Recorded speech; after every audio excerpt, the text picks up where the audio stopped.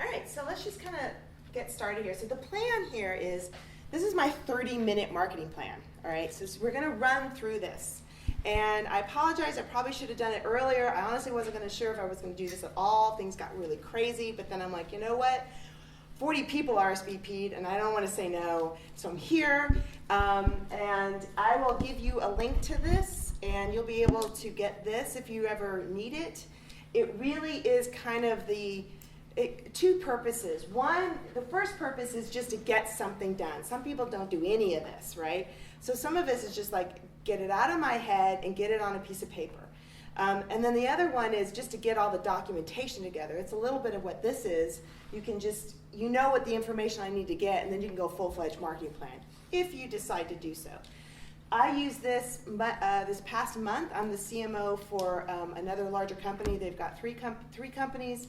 And we're in the middle of a whole marketing plan strategy. This was my outline. Now, of course, we didn't do this in 30 minutes. We're now a whole month into this right now, but we've got 3 companies that we're trying to do this for. In your case, like I said, I would just print this out. Try not to I don't have this as a fillable PDF. It's nice to have a printout.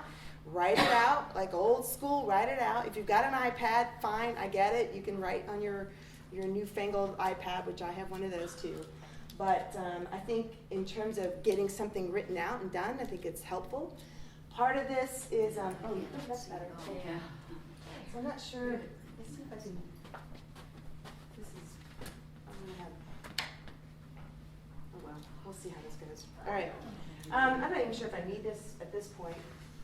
If you have a piece of paper, I pull it out, and see if you can just write some of these things down. Some of it you're going to need a little bit of knowledge on your numbers. How many of you guys know what your numbers are? Like how much your gross income is, how much your gross expenses. Those are things you should just know. I should just be able to open up a dashboard, whether it's QuickBooks, Workweek, whatever it is that you're using for your accounting, you should have that. How many of you guys have that, at least? One. Does it count if it's not? Kinda, na. All right, that's goal number 1 for 2020 is to set up whatever it is so you can log into a single place and I can see my gross receipts, my gross profits, my expenses, and get my net profits. Anyway, that's that. We'll get to that. So, pretty basic here.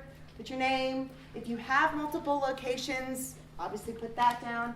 I think this number 1 and 2 is your mission and your why. How many guys who has a mission and a why? What do you guys, what's your mission? What's your why? Why do you do what you do? That's pretty, why do I do what I do? Mm-hmm. You get building a membership site. Why? There's so many people in this world that need some help. Okay. So your mission is to build hope. For anybody. That's a lot of people. So I would recommend kind of narrowing that down. Using the 12 steps of recovery and principles. Awesome. But you can't do everybody. So you have to get a little bit narrowed down to is it women, single mothers, is it, who are those people? Because it's going to be tough to go to everybody. So kind of, It's going to everybody. It's going to everybody. Okay. It's going to everybody. Okay. That's tough the rest of the recovery groups are exclusive. Okay. All right. That's so your why and mission. Anybody read the why? Your why? Who's the Simon Sinek. Simon Sinek. Start with why. Start with why. Thank you. She is my knowledge all here. Start with Why is a great book. It really helps you kind of define, and it's a great starting point for any kind of marketing plan, I think. So the next is describe your business to a lay person. All of us in the digital marketing arena, we just love our acronyms, we love our speak, but sometimes our customers don't really understand what we're trying to do. And instead of just saying I build websites, try and come out like I'm trying to build a revenue source for small businesses in the healthcare industry, specifically home care. If you can get that granular, you'll have a much better response to that, right? So describe your business to a layperson. Type out exactly what it is that you do without using your own speak. So next is your history. You can't look forward until you've actually looked back. I have 3 rows here. One is you can go back 3 years if you'd like, 2019, 18, and 17. If you've only got 1 year, that's fine. You got to start from somewhere. So I would put the year you in. How many units did you sell in 2019? And I mean units, not dollars, units. So you built 40 websites this year. You had 20 clients, or every month social media campaign, that would be 12 units, right? So I'm always thinking in a monthly kind of deal, right? So how many units did you sell? Add it all up. Do that for each one, each year if you can, and go back, because you're going to start coming up with the trend of what's working. For me, I have 3 major units: website design, hosting and care plan, and digital marketing. So I count units on that by 3s. So I would actually have 3 inside that one box right there. And I can see the trend. Am I doing well at digital marketing, or is my website design doing well? Is my care plan carrying all the weight? Same thing with what was my gross revenue? And this is where those things where I just log in my QuickBooks, go right to my reports. I can put those numbers in really quickly. So if you haven't done that, that's something I would highly recommend for any small business. If you're in the digital marketing arena, if you got a spreadsheet, that's fine, but I would put some money into a serious, I use QuickBooks. I've used it for 20 years. I'm not going anywhere. But there's another one.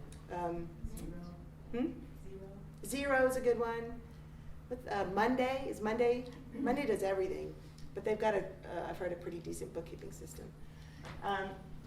The next would be your total expenses, and then obviously subtracting your expenses from your gross revenue to get your net profit. Who's here? Okay, now you're going to help me on this one too. The book of Profit First, and I don't know the author's name. His last name's hard to Mike Milinovic or something like that. Milkovich, something, yeah. Profit First. Second book, if you haven't read it, the why, and Profit First. 2 books for 2020 if you haven't read them. Profit First is a really great tool to break out all of your incoming money. Some people have a problem paying off their taxes at the end of the year. They have no money left. But if you can create separate bank accounts, and you can put, every month I put a percentage in here for my tax account, I put a percentage for the company profit, and always leave money for myself. A lot of freelancers walk away with, they're not making enough money. So you have to incorporate that into how I'm building out my prices, right? So Profit First is an excellent book to explain that a little further. So another one I like to do is who provided the most revenue? How do I know and describe and list? So who, like literally, what client gave you the most revenue? Why was it they did it? Was it, it was a larger client? They had a lot of, the budget was high. It was, maybe it was a small client, but they had a recurring revenue over the past 12 months. Kind of get a sense of who your best customers are. Put 3 of them at least. Well, who provided the least revenue? Who was the least revenue? And I mean net profit wise. Who provided you the least, no, I take that back, gross profit? Who gave you the least amount of gross profit? List at least 3 of those. How do you know, and why? How many of you guys can actually kind of think back and know, yep, I know exactly who that least revenue is? Can you guys think and know right now who that would be? Yeah.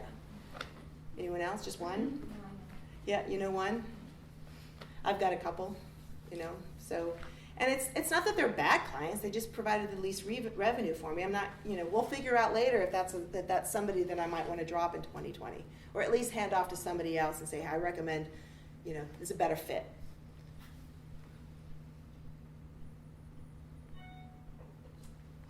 Goals.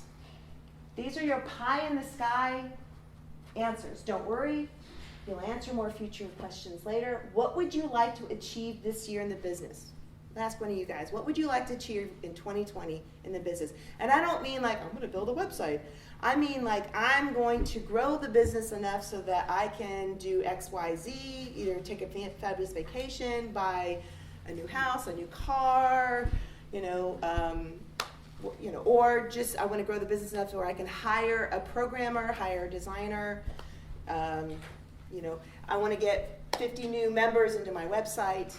You know, anyone have anything like that? Have you thought about that yet for 2020? Yeah, you need this bad, guys. Come on. What about you? Have you thought about that for 2020? What would you like to see happen?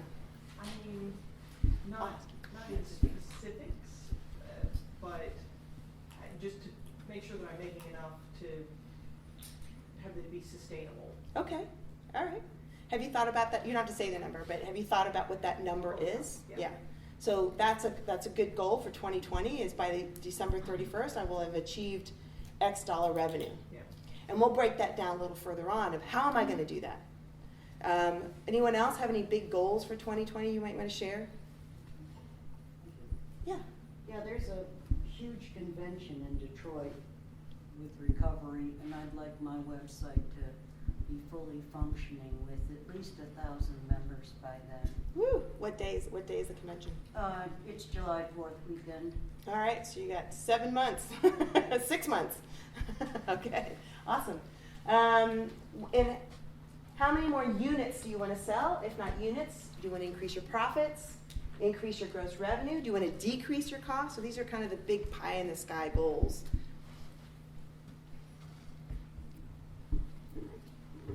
Now we're into the SWOT analysis. So again, have you guys ever sat down and wrote down in terms of your own industry, your strengths, your weaknesses, your opportunities, and your threats? Have you done that yet? Yeah? What was your strength? Yeah, you. Yes. I don't know. You don't know? I'm new here. Well, in So terms of this the is my industry as a weakness. whole, in the digital marketing, web design, WordPress industry, what would you think would be a strength? Programming, Programming? design. As what? Programming in what terms? As developer, programming new teams. So a strength in the industry would be the opportunity for advancement in programming, that it is becoming and strength meaning the things that you do better than anyone else. So programming is a thing that you do better. And it could be a specific form, like a PHP programming or maybe MySQL databases. That's good. and strength is your strength. So think about what is the quality level of the servants? Do you have brand recognition? What business processes are successful? What assets do you have? So for me, one of my assets is I've built out my entire process. So I've got an onboarding process, a delivery process, offboarding process, care plan process, and it is completely documented. That's my strength, one of my strengths. Can you guys think of any other strengths that you might have? Julie, both Julies. Julie Britt. One of my strengths is that I have 20 years experience and I really, really know what I'm doing. Perfect. In my business. That's a strength. That's a strength. I feel confident based on responses from clients. So I feel very confident what I do. So that gives me a lot of energy, I guess. Awesome. That's a good way of saying what gives you energy and what do you enjoy doing. What about you, Heather? Do you have any strength? You got some good strengths. I think from a professional standpoint, like, I have a knack for finding holes in people's funnels. Ah. Okay, that's a good strength. Like, I can look at somebody's funnel and see where they need to plug the holes, Okay. and then create a strategy to do that. Very good. All right. Other assets, quality of this service. You know, sometimes having, I've got top programmers, I've got experienced designers, those types of things, and they all work for me, that kind of thing. Weaknesses, things in their business that need to be competitive, things that that's just not quite there yet. It's gaps in your team, right? I finally filled a gap in my team as a designer, so that was a really great, little gap that I was able to fill. Are there things that can be simplified? What processes need to be improved?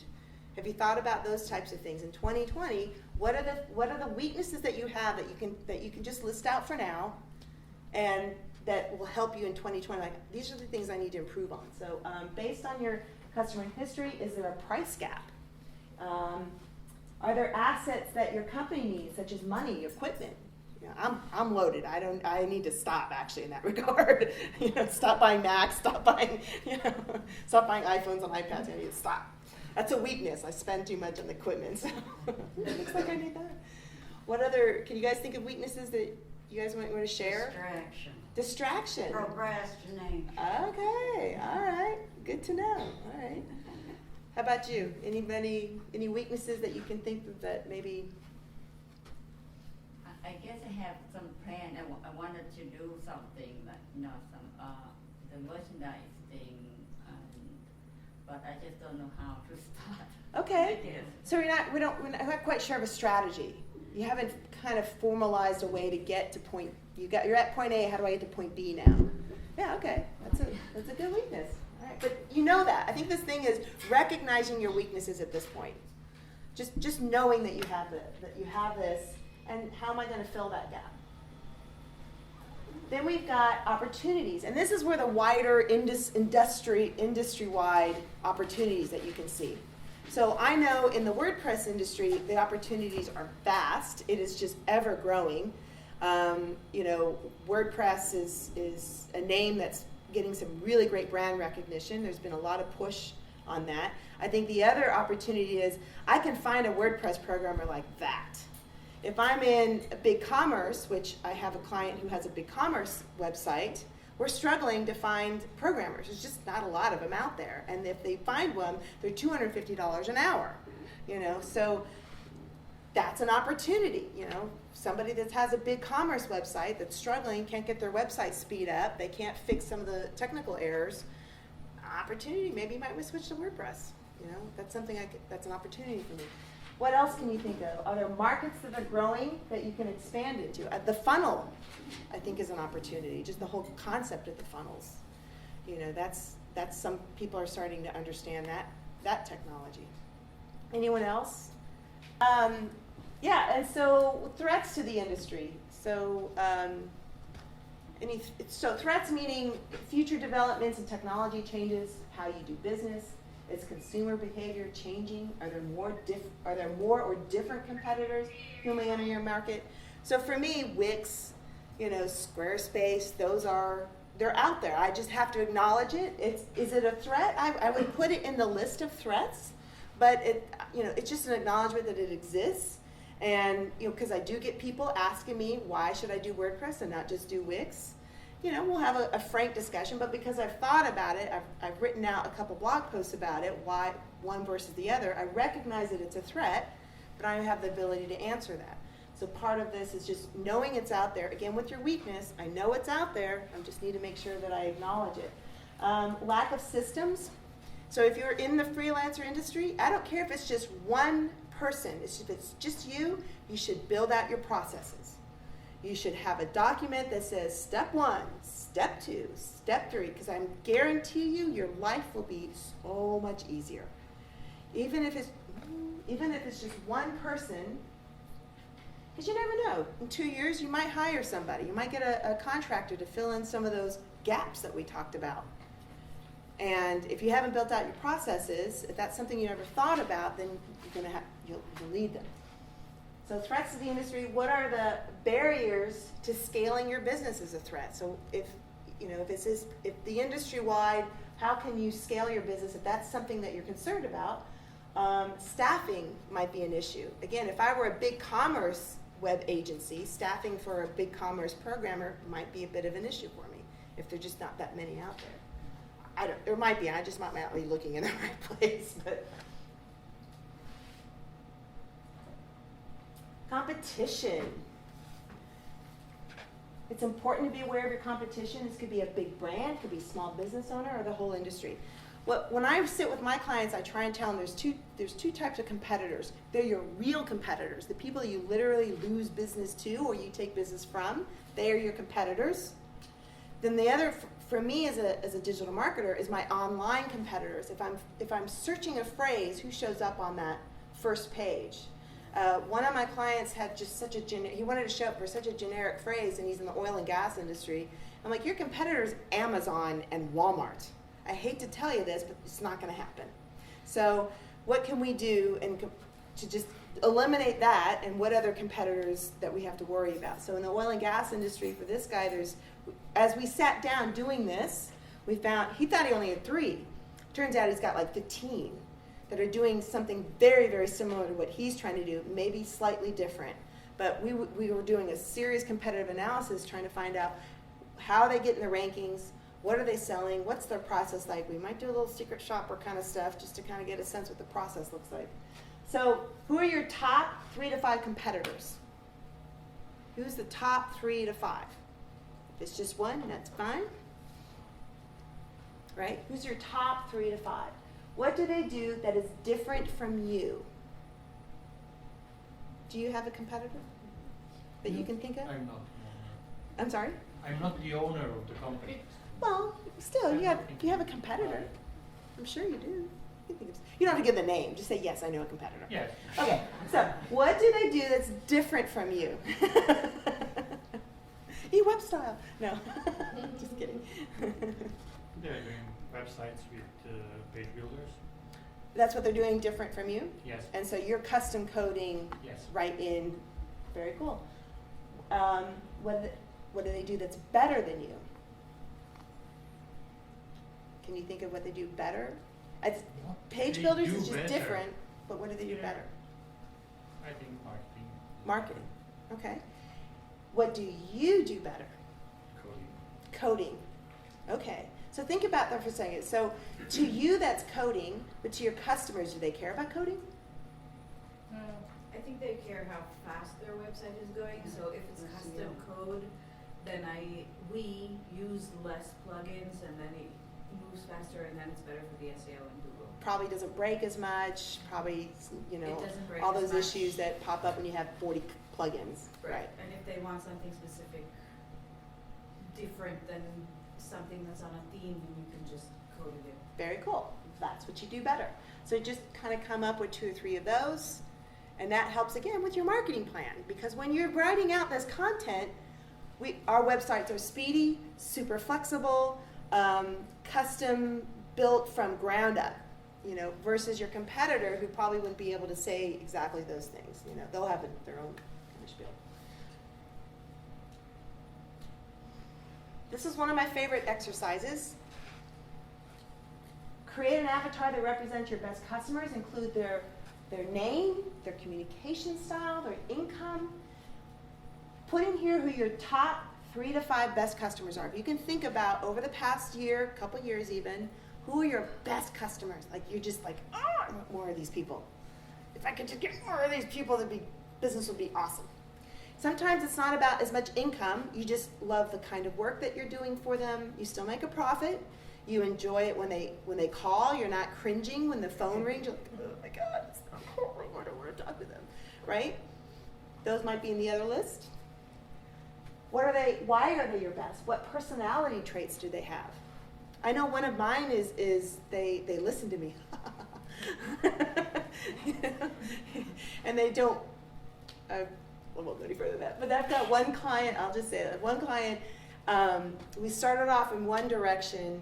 And there was 2 of these ladies together, and the communication got so disruptive because this one person who's the marketing person, and this is not you. I know you're thinking it. It's not you. Everything had to defer, and so communication was breaking down at every email. Every single email, I would get an email 2 days later going, what about this? Like, I answered so-and-so 3 times that exact same question. So this is like red flags are kind of coming out. So those are types of things. But at the same time, it was a lesson learned in terms of, the customers. Was it them or was it me? A little bit of a maybe it's my communication style. Maybe it's something that I need to improve upon next time in my onboarding process. Everybody understands this is how we communicate. So. Describe their occupation, their income, fears and desires. And this is, Julie and I had this conversation a couple days ago about who our best customers are, right? Do you want to tell who your best customer is? I don't know what it says. Oh, you don't remember that? Well, we talked about they were working women, homeowners. Yeah, the homeowners, they're working women, probably between the ages of 35 and 55. Although I must say that of the clients I've had, 50% were actually men. Interesting. Completely surprised me. Mm. And it worked really well. One actually got married. He found his spouse. I think though they do have a lot of similar traits. They're very open. Mhm. They're thoughtful and open to new ideas. Mhm. You know, and they're open to my ideas, and they think I'm wonderful. And Right. that's what I want. I want people who like working with me. Well, they respect you. They They do. listen to you. They hear your advice. They come back and they say, I did this thing, Julie, and it really helped. I moved the furniture and I put the plant where I needed to be. I painted the colors right, and I feel so much better when they actually do what you tell them to do. I know, I get a high. from Yeah, that. right, exactly. So those are kind of those traits that you want to replicate. And again, that goes back to the messaging, right? When you're doing your marketing plan for 2020, all these fears or desires, all these things are going to come into play when you're actually writing the content. When you're writing your blogs, think about these people, your favorite people that you really, really want to attract. Those words, their fears and their desires are going to really make a big impact later on as you're building out, whether it's an AdWords campaign, whether it's a Facebook social media post, Instagram, whatever that is. Always think about these customers, their feelings. So back to one of the examples of this other company. It's an oil and gas, and it's a big corporate equipment, and we honed it down. They kept coming back at me about having. Oh well, they're out in the field. I'm like, I get that, but who are they? Well, we find out going through analytics, going through some conversations with the customers, they're do-it-yourselfers. They are sportsmen. They love hunting. They love their trucks. So what do you think is going to happen when we start building out our marketing campaigns? We're going to think about those things as we're putting the imagery onto the website, onto the ads. So that's and those are our favorite customers, right? They're the ones the do-it-yourselfers, because these are big equipment that they're selling as is. $15,000 pieces of equipment, sell it as is. These guys want to repair it themselves. So customers. This is the wishy-washy one, but it's still important. Think about your brand. How do you communicate it to your audience and target market? So and I'm sorry, I forgot your name? Tanisha, right? You had your nice 30-second intro, right? So that was your brand. Part of it also is, what do people say about you when you've left the room? So it's not just the name and your logo. What is it that you, when I've left the room, what do people say about me? That's a really great indicator what your brand is. What do you do better than anyone else? What do people say about you in the room? How, where is your brand represented best, right? So where is it that you want your brand to be seen? So, is it newsletters? Is it other websites? Is it networking that I need to do? In my case, my clients, we're trying to get them on some podcasts, right? They can actually speak and talk about the work that he does and the equipment that he sells. Do you want to be an industry expert? The other thing was to get him on some speaking gigs. There's some conferences coming up, so we're going to schedule it so he can go out and be a speaker. He's freaking out about that. He's an introverted, engineer, and, he's the president of the company, but he's like, all right, I'll do it. Because it's going to expand the brand. Really, outside his own network, nobody knows him. So we're going to get him out there. Start talking. You're looking to land more public speaking gigs, right? Build the brand. Work camp. Yeah, work camp. Exactly. Speak at a WordPress meetup. I highly recommend it. Your name gets out there. We share who you are. We throw it on all the social media posts, right? So how can we best represent the brand? And that's a long one. You can notice that I put a lot of those. That's a big one there. So just brainstorm some of those ideas. Tools. This goes into your expenses side of things. How much are you spending money? Because how many of you guys look back in the year and go, I should have canceled that? Or that $250 annual subscription that you forgot to end, right? Yeah, you're like, oh God, yeah. So there's a couple of tools. I use Airtable, so every time I buy something, I throw it into a spreadsheet, so I don't do that. But so what are the tools that you're using regularly to market yourself? Again, this is the marketing plan, not operations, right? So Adobe is probably important, or whatever tool you're using to operate. What tools perform the best? So if you're using Hootsuite and you're paying a fee and you're feeling it's giving you your value for your dollar, that's something to consider. What tools perform worst and why? If it's Hootsuite and you're not seeing a return, that might be on that list. List the methods you're going to repeat. I think I'm trying to remember why I put that in there. Oh yeah, so if you've got a tool, you know it's useful. How am I going to get more out of it? Right. So you know, what are the marketing tools right now that you're going to keep, and what are the ones you're going to drop? Or what, going through your weaknesses, things that you know that you need to improve on, what are the tools I need to actually maybe look at further? Is it a better social media tool? I love Missing Letter. It's a really fabulous, great way of sharing a blog post as an evergreen. So I use that one I bought. Yeah. Let's see. Let me ask you guys, any tools that you use? People love talking tools. What's your favorite social media tool? LinkedIn. Direct LinkedIn. All right. Do you have the premium account? I don't. Okay. I should, but I don't. Okay. Yeah, I would recommend it. If you're gonna pay for a social, if you're on LinkedIn, absolutely, it's $60 a month, I think. Yeah. Yeah, it's about that. What about you? What'd you say? Pinterest. Okay. But those are free. These are tools that, well, no, I guess no, you're right. You can put tools in there if they're free. Any other time? I like Tailwind. for, Tailwind. Instagram and Pinterest scheduling posts. Ah, yeah, because they're tough to schedule. Yeah, I like Later. Yeah. Later? It's a really good scheduling tool, Later. Okay. Just Yeah. like Yeah, Later. yeah, yeah. It's a scheduling tool that you can drag and drop your social media posts into a calendar, and you can tell it what time and day you want it, so you can set it up for months ahead. Cool. And it will post to Facebook, Instagram, and Twitter. Okay. I'm not sure what else, it doesn't have LinkedIn on there, but it's really a nice tool. If I would use it, it would be even better. Well, that goes on this list. Yes, it does. And I think it's free, I'm pretty sure. Is it? Yeah, exactly. But sometimes it's just the clutter. You know, sometimes it's just the clutter of all the tools that you're trying to manage and where is everything. I know I'm guilty of it. Like I just got into Notion, which is the flip side of Evernote. Oh my God, why I even did this, I don't know why, because I probably spent 2 days It's on this amazing. thing. I'm not still convinced. I love It Evernote, is. but yeah, I'm sorry. It is. It is, okay.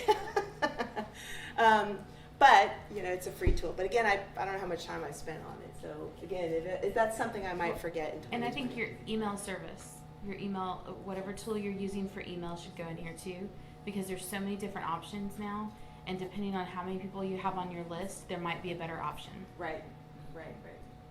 What do you mean, like MailChimp versus So like Constant if you Contact started, versus that? yeah, so like if you started off on MailChimp because it was free for the first 2,000, and now you're at, 3,000 people on your list, or you've got 1,000 but you're sending on a regular basis, you might want to be looking at like ActiveCampaign or constant, or I don't know. There's so many. Salesforce, HubSpot. Well, there's yeah. so many of them out there now, and they all have different attributes and price points. Mhm. So, especially if you're actually building out your funnel, you want to make sure that it integrates with the other tools that you're using and that sort of thing too. So I see a lot of people who get stuck on MailChimp because that's what they started with for their the free service. And so reevaluating whether or not that's the right service for you. Yeah. And you can. Aweber? Aweber? Aweber is That's one of another them, one. yeah. That's a good one. Yeah. You can always export all these emails, by Mhm. the way. You can move these around. But be careful not to just move something over because you heard it was good. Like Yeah. take a little bit of time to, is this good for me? I know I'm in a Facebook group and there's just constant talk about tools and everybody wants to try a new tool. But, like I was saying about Notion, you spend hours on something, you start switching it over and you realize it's really not much better than what you had before. So just kind of get that out of the way. So what tools are you going to keep? Now we get back into the money side of things, and this kind of came up as well with when I was building out this marketing plan, or still am building out the marketing plan, is the understanding of what my marketing budget actually is. On a whole, it usually should be about 10% of the revenue. So and that's of your future revenue. So if you're trying to get $500,000, 10%, help my math, 50 grand, or is that 5 grand? 50 grand, right? 10% of $500,000, 500 is. Okay, I'm 50 grand. All right, there you go. A lot. It's a lot. Right. And so again, people want to like scrunch on budget when it comes to marketing, but if you want to make the money, you got to spend the money. It's just bottom line. And social media is not free. Not anymore. You got to put your time into it. Either you put your time into it, or you have to hire somebody to put their time into it.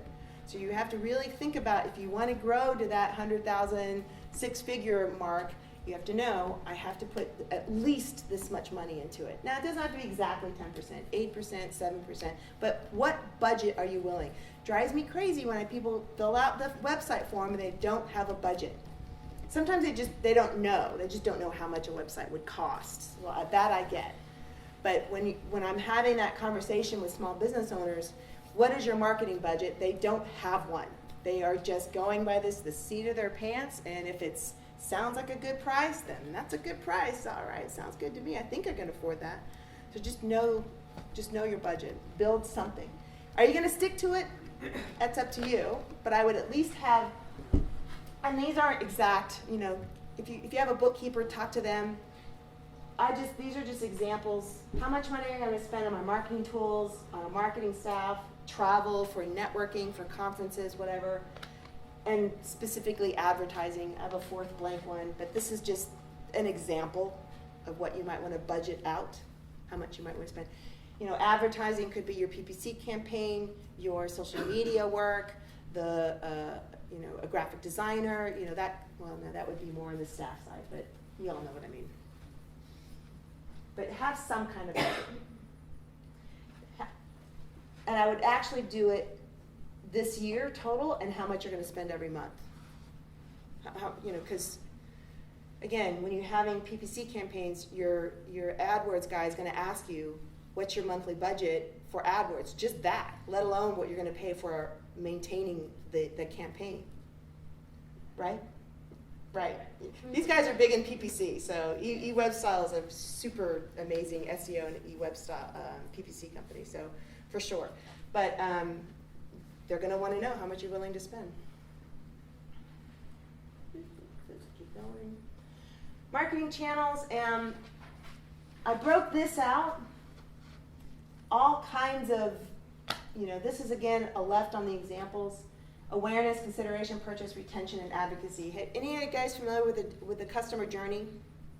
What that is? Awesome. Some of you, yes, some of you know. Just a little bit. Awareness is people are just hearing of you. They've just seen your first ad. They've just been, somebody spoke about you. They Googled you. That's the awareness. They're just now finding out about you. So what here are you going to make sure that you do so that you get the word out? The brand gets noticed. Social. I'm going to post to a certain group of people. I'm going to have a referral system. I'm going to do a newsletter and cold calls and cold emails and maybe a video just to get the word out, just to get people to notice me. What are the things I'm going to do to consideration? These are the people that have been to your website already. They know of you. They've already subscribed to your newsletter. They've now subscribed. They're in the consideration phase, so they've subscribed. Now what are you going to do to get them into the purchase phase? Make the purchase, buy, send you a check, sign the contract, subscribe to become a member, right? They've given you some money here. The next is retention. This is basically this service, making sure we follow through, that we deliver what we promise. What tools you're going to use. Even in this retention phase, you're still marketing. It doesn't matter that you've already sold them, they pay the check, because they could just leave. If you've got a membership site, you want to keep them as a member. So how are you going to do that? So, keeping that monthly payment coming in, that's this retention side. Advocacy is they love you. They're telling their friends about you. They're sharing everything about you on social media. That goes back into the referral process that you have. So what are the tools you're going to do to make sure that they get through this whole journey, and then we go right back again to awareness.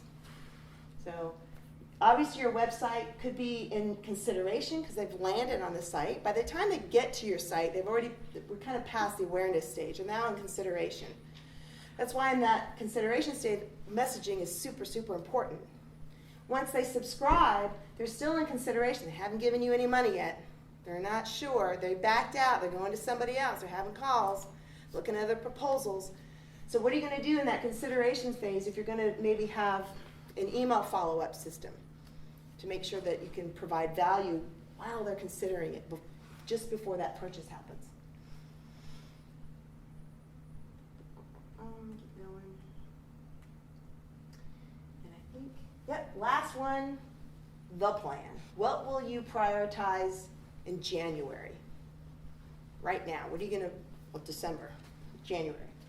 What are you gonna prioritize in 3 months, 6 months, and 12 months? So in my case, we use what we call objectives and key results. So instead of KPIs, key performance indicators, we have an objective. We have an objective that's going to end in 3 months, in 6 months, and 12 months. Then we have key indicators. So we have one objective is to triple the traffic to our website. That's an objective. We know what it is now, and we know by what percent we want it to get by 12 months. So then we just broke it up into the 3-month mark. So at 3 months, we have an objective of, I think it was 10,000, right? It's a brand new website. 10,000 visitors every month by the 3rd month. How are we going to do those little things to make sure that happens? One is a PPC campaign. One is to make improvements to the site. It's super slow. There's some errors on it. Fix those, right? There's little tasks that we're going to do. So in a very short 30-minute plan, just kind of think about some of those things to get to that final result. That book is Measure What Matters. Measure what matters. Thank you.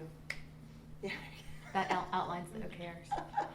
And if you have, there's a few great YouTube videos about the customer journey, which I'm believing, in my opinion, is going to replace the idea of funnels. Mm-hmm. Yeah. Yeah. So, people kind of understand journey versus. It's kind of the same thing. It's the same thing, Mm-hmm. but all of us marketers, we love Because to change the words out and just call it something different. It's a funnel. But we're going to call it customer journey now. So we're going to be customer journey specialists. So anyway, well, that is the end. How was that? That was 1 hour. Okay, well, 30 minutes, 1 hour, you guess, right? But hopefully this has been somewhat helpful for you guys. I really want you guys to kind of take this back. Again, I'll share this with you, and just the Christmas break, don't work, but maybe come 30 minutes, sit down, cup of coffee, come up with a plan for 2020. Even if you're an employee, it's okay. You can still do it for yourself. It's totally fine. But is this helpful? Yes. You guys, any questions that you guys might have?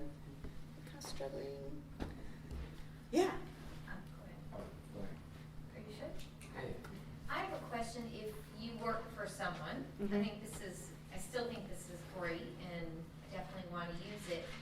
My biggest issue, and maybe anybody can help here with this, is at least at our company, the marketing team, which is me, doesn't seem to have good access to a lot of the information that I feel is necessary. Like, I don't know our audience well because I don't get to talk to our customers. I don't have access to them. I don't know what they think. And so I think, how do I bridge that gap Well, between those? And that's know tough. my Like, if you don't know the employees' revenue companies. numbers and stuff, you're not, that's tough to get Of course, I don't that. have any of that, so I wouldn't even be able to use that aspect of it. Yeah. I mean, they barely give me a budget. I was just about to say, what about a budget? Yeah, They do well, not that even. would be awesome. But Well, and I don't think you're alone in that, that's because why I'm asking. we were I don't t- think I'm the only person You're that not. has that gap. yeah. And you could say, well, you need to schedule a meeting with them and sit down and get that Wah, information. wah, wah, Well, wah. you Yeah, know, yeah, it's all talk. Yeah, I get it. That's like the budget idea. Yeah, yeah. So, but I any would- other thoughts? I think so. What I did with this group is we came up with one. We just said, well, all I did was, I know the costs. We just came up with a current cost. I'm like, okay, I know how much we're spending on this website, how much the programmer. I knew those costs, and what you had. we just worked with what we had, exactly, because they didn't have a budget either, and that was their complaint too. Like, we don't know how much we're allowed to spend. The boss just comes up with the numbers. We're going to spend X dollars a month on PPC campaigns. Like, where'd that number come from? Right. And there's no logic behind any of it. There's none, but at the same time, we will learn that because I will be part of that process where I'm like, all right, fine, we'll start with, $1,000 a month, knowing that's not going to go very far, but it is what it is, right? But knowing that, I do marketing for oil and gas water treatment company. Okay, and you have like customers, you could look up their website and see what they like. Yeah. Mhm. Cause they're, Good idea. they probably have a website. You're missing. Well, our customers are like Chevron. Well, And, I mean. so you know what we did? So we actually had a couple of the engineers who talked to them. Okay. And we brought them in, we asked them, like, because we have the same problem. I can't go talk to the customer. Yeah. They're I out can't in, go to Chevron. they're out in Midland, Texas, They'd right? be like, you you are.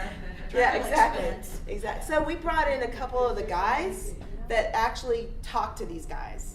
We just ask them, what do they like? so mhm. let me Heather's got some Mm-hmm. let me offer 2 suggestions. Yes, please.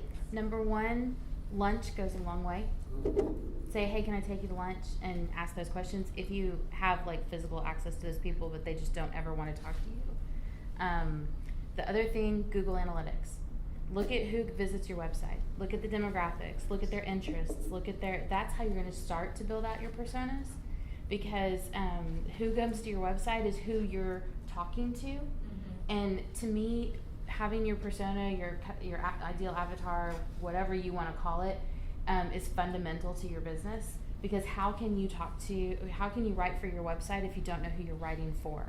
But the thing is, look at who's already coming to your website, and even if you're able to, measure conversions, downloads, stuff like that, who's converting? Look at the audiences that are converting and start creating your persona from your Google Analytics. And then you can start adding the other stuff around it as you get those opportunities.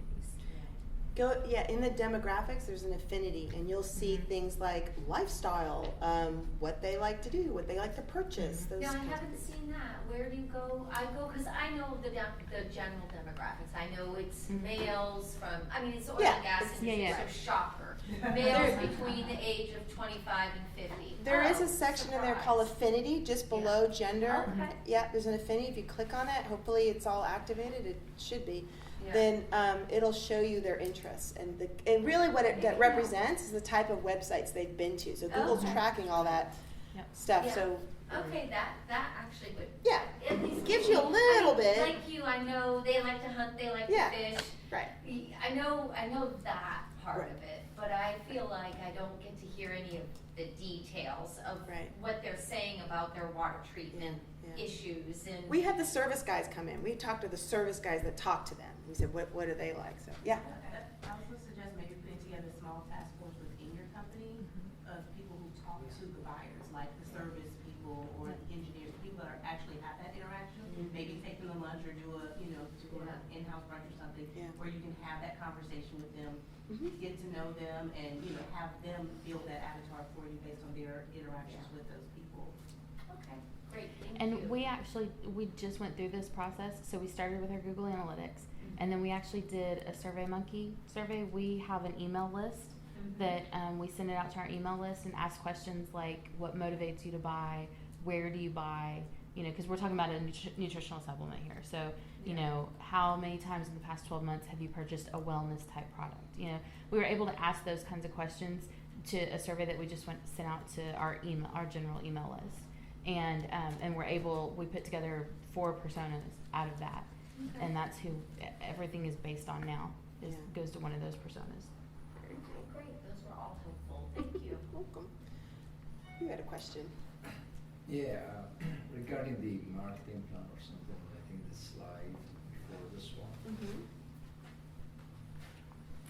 Yeah, regarding the cold email and cold calls, is that different than the normal calls, normal email marketing, or what that is? Yeah, those are just people you have no idea. You've never spoken to them. They are cold leads. They've heard of you. You've never had an interaction with them, and so you're sending out a cold email. Or a cold call. You're picking up the phone. You're hoping to speak to a decision maker. That's a cold call. And that could be, typically that's the awareness, obviously, the awareness side of it. So that would be, you don't have them on a list if you're talking email, cold email. Yeah, if they're on your list already, then they're probably already aware of you, they're in the consideration phase, or maybe they're already a Well, customer. what's a cold email? To me, that would be a hot email. Yeah. They're already on the Yeah, list. yeah, they're on your list, they're good, yeah, they're consideration, But what's a possibly cold? purchased, It yeah. might be like a referral. No, because they've already heard of you No? by then. Okay. Yeah, referral is I mean, definitely how a do you- warm What's the lead. difference between a cold one and spam? Very little.